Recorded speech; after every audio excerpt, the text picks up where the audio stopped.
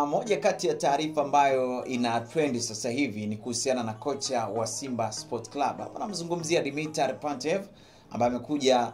Sasa wengi wanajiuliza huyu ni kocha ama ni meneja, lakini nikukumbushe tu kwamba kocha Sir Alex Ferguson ama Arsenal Wenger wote walikuwa ni mameneja wa vile vilabu, kwa maana Manchester United lakini pia Arsenal, kwa upande wa Arsenal Wenger na kwa upande wa Sir Alex Ferguson. Labda kwa wenzetu nikwambie iko hivi, kwa wenzetu unapoona kwamba mtu amepewa timu tayari anakuwa ni meneja, ana uwezo wa kumanage chochote. Sasa moja kati ya nukuu ambayo anaipata kwa Ahmed Ali, alizungumza akasema kwamba yani wao sasa hivi wameona mafanikio ya mpira wa Ulaya yalivyo, kwa hiyo wameamua kumchukua kocha huyu ili kufanya mpira wao uwe wa kiulaya zaidi. Na hapa kuna video ambayo inamuonyesha jamaa akiwa amewasili katika uwanja wa ndege wa kimataifa wa Julius Kambarage Nyerere, na ni moja kati ya mapokezi ambayo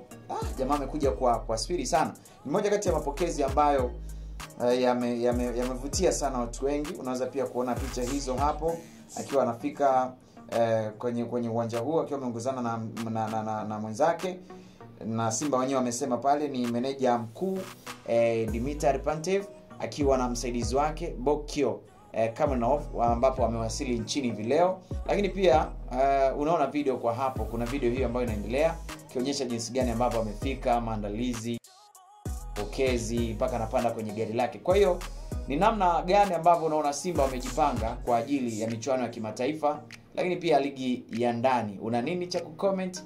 Uwanja comment uko wazi hapo chini.